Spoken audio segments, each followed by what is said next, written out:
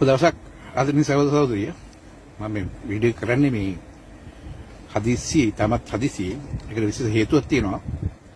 මේ හේතුව තමයි මේ දවස්වල ජනතා විමුක්ති පෙරමුණේ බොහෝ දෙනෙක් නායකයෝ බොහෝ දෙනෙක් ඉන්නේ මේ විදේශගත වෙලා.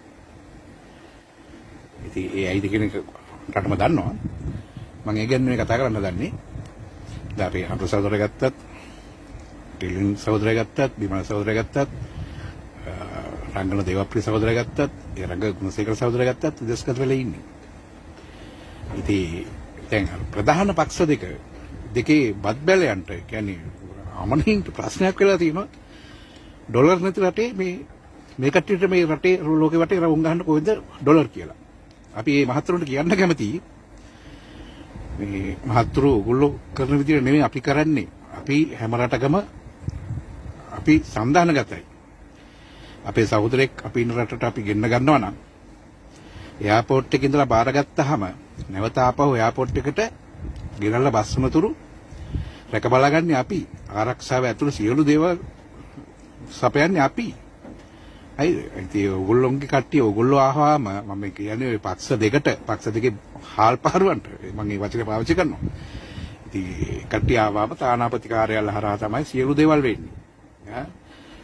ඉස්තරම්ම හොටෙල් නවතැන් පාසුකම් තව දේවල් වලට එකතු වෙන දේවල් තියෙනවා. ඉතින් ඒවා මෙතන කියන්න ඕනේ නැහැ නේ අපි දන්නවා. නමුත් අපේ සහෝදර සහෝදරියෝ කවුරු ආවත් අපේ සහෝදරයෙක්ගේ ගෙදර තමයි නවතින්නේ.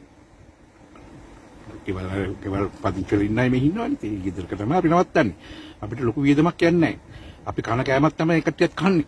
ඒ ගැන අපිට කිසිම ගැටලුවක් නැහැ. ඒ කට්ටියට ගැටලුවකුත් නැහැ. ඒ කට්ටියත් එහෙම තමයි. ඒ කට්ටිය මේ ලෝකේ තියෙන ඉස්තරම් ආහාර වර්ග හොයන්නේ නැහැ. ඒ වගේම අපේ සංස්කෘතිය ජනතාවගේ පෙරමුණටම ආවෙනික සංස්කෘතියක් තියෙනවා. ඒ සංස්කෘතිය අනුව තමයි හැම දෙයක්ම කරන්නේ. ඉතින් ඒ ආදී අපි තෑගි භෝග හැටියට අපිට පුළුවන් උපරිම දම දේවල් අපි අරන් දෙනවා. ඒක තමයි ඉරි ගහලා ඊතල ගහලා පෙන්නන්නේ බ්‍රෑන්ඩඩ් ෂර්ට්, බ්‍රෑන්ඩඩ් සපත්තු, ඔය එක දේවල් ඔරලෝසුව ටිල්නේගේ බෙල්ට් එක. ඔය විදිහේ ප්‍රශ්න කරන්නේ ඒක නොදන්න කම. ඉතින් ඒකට අපි මොනව කරන්නද? ඒක නොදන්න කම. ඒ කට්ටියට එහෙම මේ සංවිධාන ජාලයක් ගොඩනගා ගන්න පුළුවන් කමක් නැහැ.